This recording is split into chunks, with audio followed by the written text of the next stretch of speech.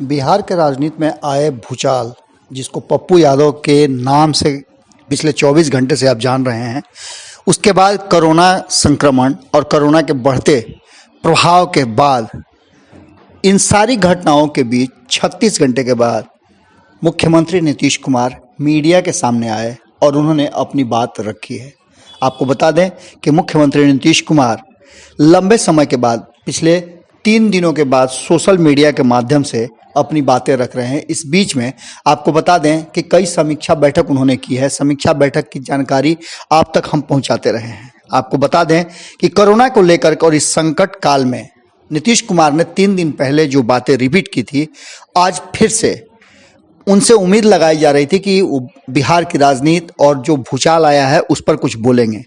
इन सब के बीच में आपको बता दें कि 3 दिन पहले कोरोना को लेकर इस संकट काल में पिछले बार की तरह इस बार भी नीतीश कुमार ने आम लोगों को सहयोग करने की बात कही थी। आपको बता दें कि इस सहयोग में पप्पू यादव भी एक हिस्सा थे, जो बड़ी ही शिद्दत से लोगों की सेवा कर रहे थे और ज़रूरतमंदों को वो जो भी उनकी आवश्यकता थी उसे मुहैया करा रहे थे। इतना ही नहीं, वो भूखे को खाना खिला रहे थे, जो कि अब पूरी तरह से अवरुद्ध हो गया है। आपको बता दें कि पप्पू यादव प्रकरण में नीतीश कुमार पर लगातार उंगली उठ रही थी। उन सब बातों के बाद नीतीश कुमार द्वारा अचानक से सामने आना और अपनी बातें रखना इस बात की तरफ इशारा करता है कि नीतीश कुमार इन चीज़ों को बड़ी बारीकी से देख रहे हैं और बिहार में होने वाली घटनाओं को वो सिलसिलेवार ढंग से अपने जहन में रखे हुए हैं। आपको इसके साथ ही बता दें कि नीतीश कुमार तब आए हैं जब आरजेडी ने इससे पहले एक प्रेस वार्ता किया है और पप्पू यादव को लेकर के उसने कई तरह की बातें कही है। जहां एक तरफ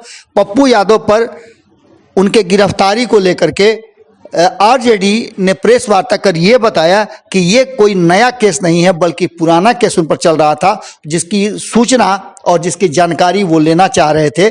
आरजेडी के लोग लेना चाह रहे थे। चंद्रशेखर यादव, जो कि पप्पू यादव के खिलाफ मधेपुरा से चुनाव लड़े थे और जीते भी हैं, उन्होंने साफ तौर पे कहा कि तब भी उन्होंने इन बातों की चर्चा की थी जब वो चुनाव लड़ रहे थे। तब भी उन्होंने चुनाव आयोग से इस केस की जानकारी ली थी और ऐसे लोगों को गिरफ्तार करने की बात कही थी। तब ऐसा नहीं हुआ।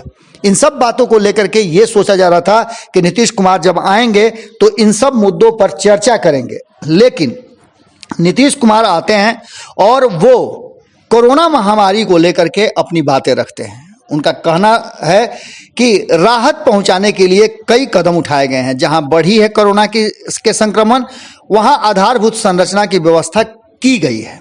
पिछले वर्ष की तरह इस बार भी दृढ़ इच्छा शक्ति, सकारात्मक सोच के साथ बिहारवासी कोरोना के खिलाफ इस जंग में सफल होंगे।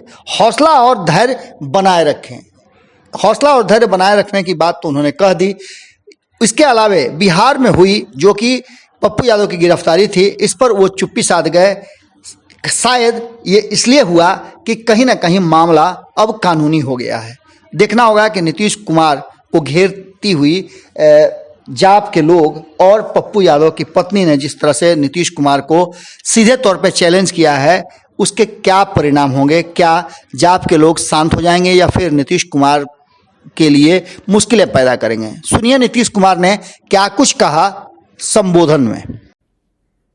आज दुनिया भर के लोगों की तरह देश के लोग भी कोरोना महामारी से जूझ रहे हैं। बिहार में पिछले वर्ष इस बीमारी से लोगों को राहत पहुंचाने के लिए कई कदम उठाए गए थे।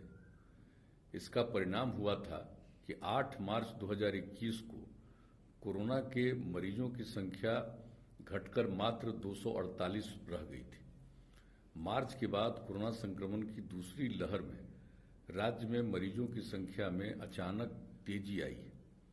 इसे देखते हुए पुनः हम लोगों ने कोरोना जांच की संख्या बढ़ा दी है। अब 1 लाख से अधिक जांच प्रतिदिन किए जा रहे हैं। आवश्यक दवाओं के साथ साथ अस्पतालों में सभी प्रकार की आधारभूत संरचना यथा bed, piped oxygen, ventilator, oxygen concentrator, remdesivir आदि की व्यवस्था की जा रही है। बढ़ते कोरोना संक्रमण को देखते हुए 5 मई से 15 मई 2021 तक बिहार में लॉकडाउन लगाया गया है। लॉकडाउन की सफलता के लिए सभी बिहारवासियों के सहयोग की आवश्यकता है। लॉकडाउन शुरू करने से कोरोना मरीज की संख्या में कमी आना शुरू हो गया। इस दौरान इच्छुक लोगों को रोजगार उपलब्ध कराने का काम किया जा रहा है। सभी जिलों में गरीब असहाय लोगों के लिए सामुदायिक किचन चलाया जा रहा है। कोरोना के संकट काल में अनुशासन और हिम्मत के साथ चिकित्सकों, चिकित्सा कर्मियों, नर्सों, सफाई कर्मियों, प्रशासन और पुलिस सहित सभी कोरोना योद्धाओं द्वारा सराहनीय कार्य किया जा रहा है। कोरोना की पहली लहर का बिहार ने दृढ़ता और साहस के साथ सामना किया। इस बार भी दृढ़ इच्छा शक्ति, सकारात्मक सोच के साथ बिहारवासी कोरोना के खिलाफ इस जंग में सफल होंगे। आप अपना हौसला और धैर्य बनाए रखें, जागरूक रहें और डॉक्टरों की सलाह और सुझाव का पालन करें। मेरी आप सबसे अपील है कि मास्क लगाएं, 2 गज की दूरी बनाए रखें, हाथ साफ रखें और समय आने पर टीका अवश्य लगवाएं। मुझे पूरा भरोसा है कि हम सब मिलकर इस बीमारी पर अवश्य विजय प्राप्त करेंगे। आप सबको धन्यवाद। अगर ये वीडियो पसंद आई और वह बिहार के राजनीति और बिहारियत से सरोकार रखेनी तो सब्सक्राइब बटन दबा के चैनल के सब्सक्राइब कर ली। ओजे एगो घंटी बा, ओकरा बटन दबा देला से कुल सटीक और मारक खबर रुआ मुफ्त में मिल जाई। अगर रुआ पत्रकारिता के हमनी के नया प्रयोग में सहयोग कर चाहतानी तो ज्वाइन बटन दबा दी।